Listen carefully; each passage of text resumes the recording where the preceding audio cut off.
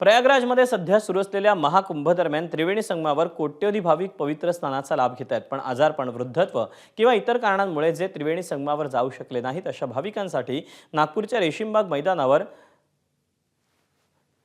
प्रयाग योग पिंडने आले आपल्या दारी अशा आशयानं स्नानाची औपचारिक अनुभूती देणारा उपक्रम राबवण्यात आला। त्यासाठी प्रयागराज संगमावरून 1 लाख लिटर जल आणून रेशीमबाग मैदानावर येणाऱ्या हजारो भाविकांच्या अंगावर स्प्रिंकलद्वारे शिंपडलं जाते। थेट नागपूरमध्ये पवित्र स्नानाची अनुभूती मिळवून देणाऱ्या आयोजकांचे नागपूरकर भाविकांनी आभार मानले। देवेंद्रजी फडणवीस उपस्थित राहणार आहेत, त्यांच्या हस्ते महाआरती होणार आहे।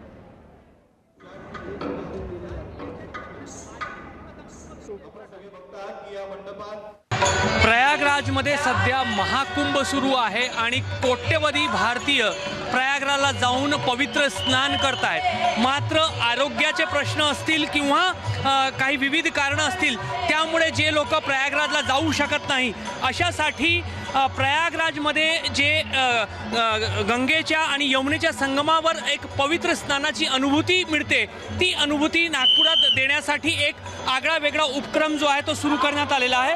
प्रयागराजमधून संगमवरील पवित्र जल जो आहे तो मोठ्या प्रमाणावर नागपुरात आणण्यात आलेला आहे आणि रेशीमबाग मैदानावर तुम्ही पाहू शकता की प्रयागराजमध्ये संगमावर जाऊन ज्या पद्धतीने एक स्नानाची अनुभूती मिळते त्या पद्धतीचा स्नान जो आहे तो लोकांना अशा पद्धतीने स्प्रिंकलरच्या माध्यमातून त्यांच्यावर तुषार फवारून मिळावा अशी एक सोय करण्यात आलेली आहे। प्रयागराज जाऊ शकत नाही जे लोक त्यांच्यासाठी एक वेगळी सोय आहे, खूप छान केलेली आहे सोय आणि इथे प्रत्येक महाराजांचे इथे पादुका ठेवलेले आहे, याचा आम्ही भरपूर आनंद पण घेतला आणि दर्शन पण घेतले।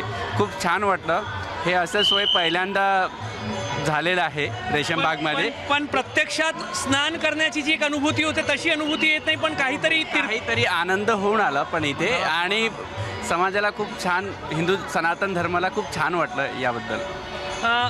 सर्व जे प्रमुख संत आहेत त्यांच्या पादुका या ठिकाणी दर्शनासाठी आहे। संगमावरील स्नानाची पण अनुभूती मिळते आणि तीर्थ केल्याचाही आनंद मिळतो। अवश्यच, कारण या सगळ्यात महत्त्वाचं समाधान हिंदू धर्मामध्ये सांगितलेल्याप्रमाणे अल्प का होईना पण आपल्याला काहीतरी मिळाल्याचं पुण्य आणि समाधान या ठिकाणी येऊन मिळतं आहे। आपण लांब जाऊ शकत नसलो तर ही एक विशेष व्यवस्था या नागपुरामध्ये श्री माननीय देवेंद्र फडणवीस आणि गडकरी साहेबांनी केलेली आहे, याचा आम्हाला अतिशय आनंद होत आहे। तुम्ही जाऊन आले प्रयागराजला किंवा जाऊ शकले नाही? आम्ही 21ला जाणार आहोत, तत्पूर्वी यामुळे हा अनुभव घेऊन गावा म्हणून या ठिकाणी मी आलो आहे। तुम्ही गेले का प्रयागला जाऊन आले का किंवा जाऊ शकत नाही म्हणून इथे समाधानी आहात? इथे जाऊ शकत नाही म्हणून इथे आम्ही समाधान मानतो आहे आणि हे अत्यंत चांगली व्यवस्था केलेली आहे।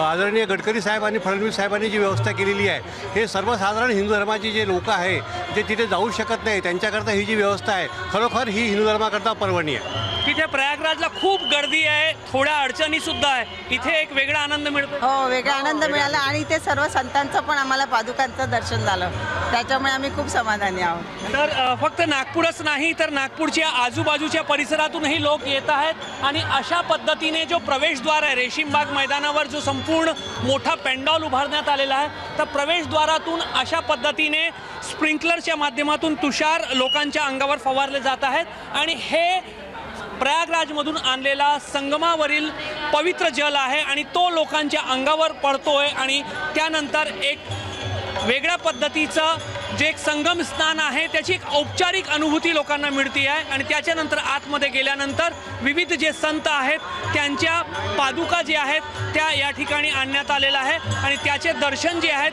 ते लोकांना करता येत आहे। त्यामुळे फक्त प्रयागराजमध्ये जाऊन संगमवरील स्नानच नाही तर महाराष्ट्रातील प्रमुख जे संत आहेत त्या प्रत्येक संताच्या जे काही पादुका आहेत त्या वेगवेगळ्या ठिकाणातून या ठिकाणी आणण्यात आलेल्या आहेत आणि त्यामुळे पादुका दर्शन करून तीर्थ केल्याचा एक वेगळा आनंद, एक वेगळा समाधान, खास करून जे वृद्ध आहेत, जे आजारी आहेत किंवा जे काही विविध कारणांमुळे प्रयागराजला किंवा वेगवेगळ्या तीर्थांवर जाऊ शकत नाही अशा लोकांसाठी ही सुविधा जी आहे ती नागपुरात वेल्युएबल ग्रुपतर्फे करण्यात आलेली आहे आणि मोठ्या संख्येने भाविक जे आहेत ते या ठिकाणी पोहोचत आहे आणि या ठिकाणी जो प्रयागराजमधील स्नान जे करू शकले नाही त्याची एक वेगळी अनुभूती ते घेत आहेत। कॅमेरामॅन अतुल हिडेसह रजत वशिष्ठ, एबीपी माझा, नागपूर। एबीपी माझा, उघडा डोळे बघा नीट.